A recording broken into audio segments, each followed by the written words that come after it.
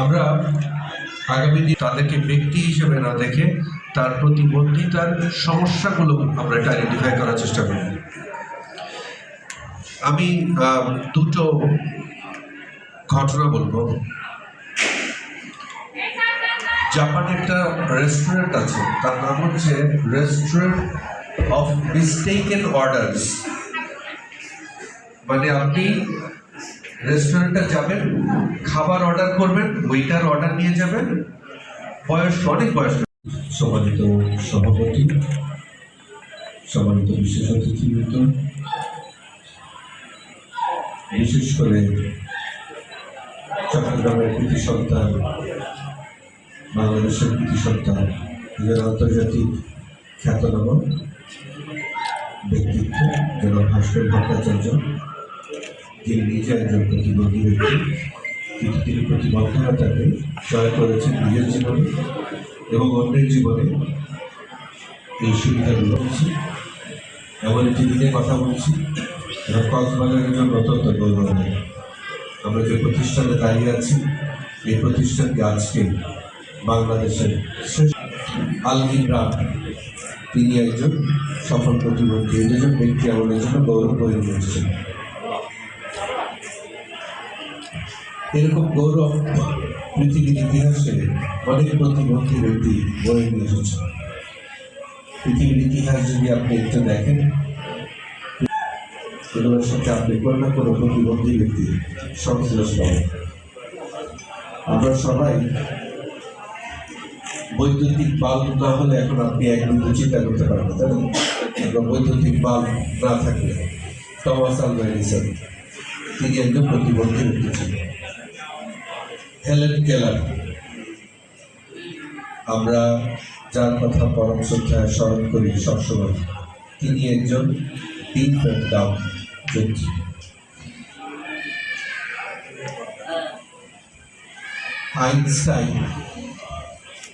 আইনস্টাইনের কথা আমরা সবসময় বলি, জায়গায় ঢুকেছিলেন। তিনি পৃথিবীর আধুনিক সময়ে তাকে তো আমরা দেখেছি হুইল চেয়ারে অচল জড় পদার্থের মতো একজন মানুষ, তার মাথা থেকে কি অসম্ভব দারুণ সব চিন্তা এবং ধারণা তৈরি হচ্ছে। আপনি যদি ইন্টারনেট ঘাটেন দেখবেন, আমাদের এই সময়ের সবচেয়ে ধনী মানুষ পৃথিবীর এবং SpaceX টুইটারের তার কিছু প্রতিবন্ধকতার শিকার হয়েছে।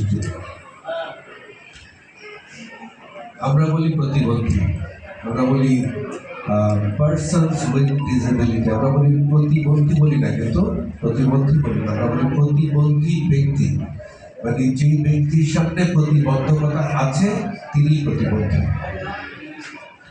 যিনি শুনতে পান না তিনি প্রতিবন্ধী, যিনি দেখতে পান না তিনি প্রতিবন্ধী। আমরা এখানে সবাই আমরা বলছি আমরা সুস্থ স্বাভাবিক মানুষ।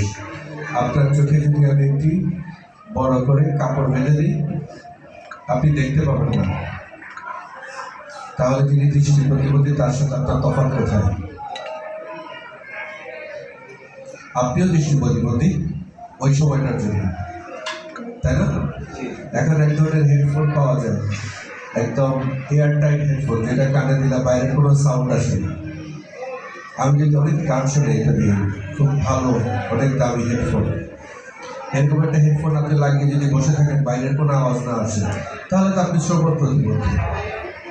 আপনার বাবা আপনাকে ডাকবে আপনি শুনবেন না, মা ডাকবে শুনবেন না, ভাই ডাকবে শুনবেন না, টিচার ডাকবে শুনবেন না, বন্ধু বান্ধব, তাহলে তো আপনি শ্রবণ প্রতিবন্ধী। মানবকুল আমরা যারা আছে, আল্লাহ পাক আমাদেরকে প্রত্যেকেই কিছু না কিছু বৈশিষ্ট্য দিয়ে তৈরি করেছে। এই বৈশিষ্ট্যগুলোর থাকার কারণে আমার বিশেষ কিছু জিনিস প্রয়োজন হয়, যে জিনিসটা আমার না হলে আমার কাজ করাটা অসম্ভব। এই মুহূর্তে যদি আমি এখানে বলি যে চারদিকে কালো কম্বল দিয়ে ঢেকে দিয়ে এইটা আমি অন্ধকার করে দেবো এবং সবাইকে আস্তে আস্তে বের হইতে হবে, আপনি বের হতে গেলে এই চেয়ারে বাড়ি খাবেন, ওই টেবিলে বাড়ি খাবেন, একজন একজনের মাথায় লাগবে, একজন একজনের গায়ের উপর গিয়ে পড়বেন, অথচ আমরা সবাই সুস্থ মানুষ।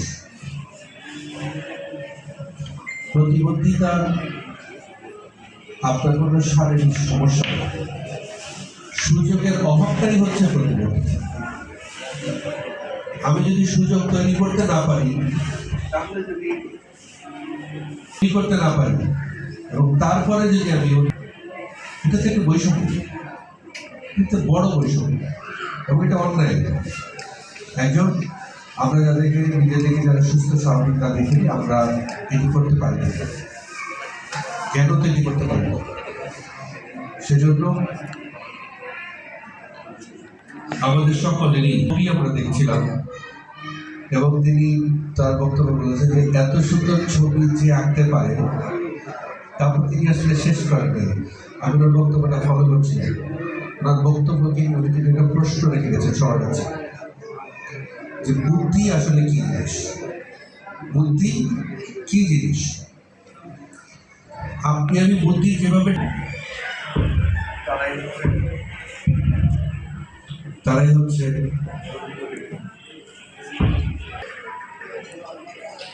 আমি ছবিগুলো দেখছিলাম, মনে হচ্ছিল যে এই ছবিটা আমার পক্ষে আঁকা সম্ভব নয়, ঠিক আছে?